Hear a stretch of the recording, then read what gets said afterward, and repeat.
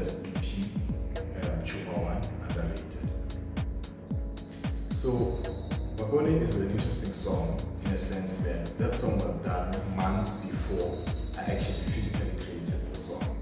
So I came across the sample on YouTube accidentally, and I felt like, this was actually something really good to put on the song. So I came across this video where this woman had been interviewed doing praise poetry, and I thought, actually creating a song with this would be really interesting because nobody actually, especially within the deep house space, no one actually did it, especially Seren was it hadn't been done before, or maybe it has and just haven't had it, but it wasn't something that's common, it's not something that you find every day. So I felt like me doing it would not only be unique, but it would achieve everything that I want to achieve in terms of putting my own personal identity on a song, giving people a taste of who I am,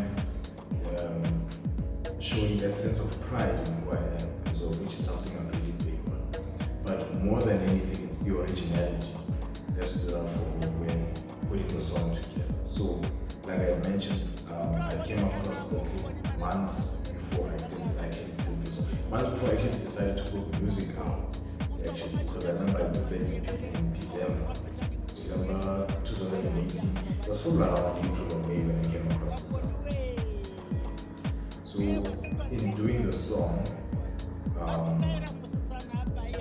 the first question, which I think is a question I ask myself whenever doing music, it's most of the times it's hard to get an answer to this question. It's why haven't people heard it before? Because if we have to be quite honest, especially in the music space, depending on what genre of music you produce, people have heard most of it. But then with me, my love for spirituality and culture and just that African authenticity, that is what allowed me to create a unique gem in Bagoni, and it answered the question well of what haven't people heard before. And for me, I think it was really beautiful because then I think looking at the kind of love it got a lot of love from the international space.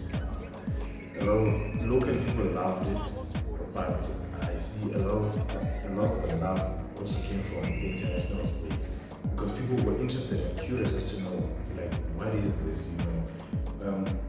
Those people who know that a lot of people know about the Zulu culture, or let me not say the Zulu culture, but the Zulu, let's say the Zulu culture and the Zulu tribe is the most well-known, Swahili and Zulu are the most well-known cultures across, like you go internationally to Europe, the US and all of that. So coming through Vasabedi, a lot of people assumed it was Zulu up until I had to correct on all this. This is actually something different completely. And they were curious and they were interested and they actually enjoyed it.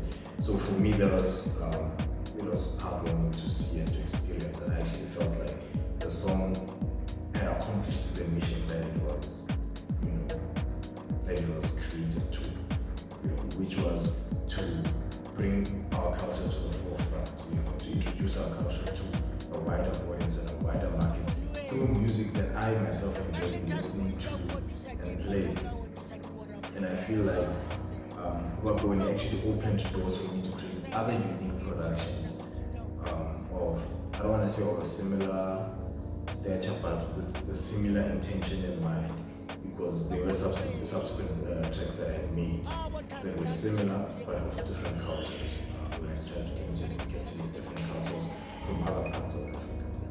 And I think personally it's one of my favorites. Actually, it is actually my favorite. It's my favorite song to date in terms of production, because it was the easiest for me to make, and also because it gives you an idea of who I am.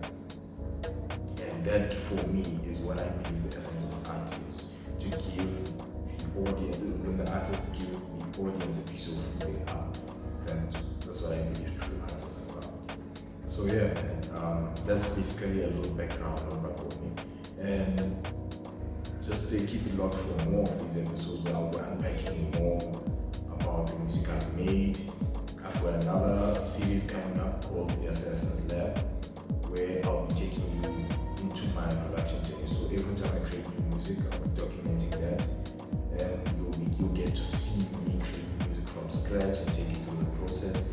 I'll also be having 5 by Friday, where every Friday I'll be putting up videos of 5 tracks that I've done that week. 5 tracks that I've done that week, and yeah. So just keep it locked. This is your friendly neighborhood assassin, Kujo Chuma. Thanks for being with me, and thanks for your support, which I love so much. Without you, there's no Kujo Chuma.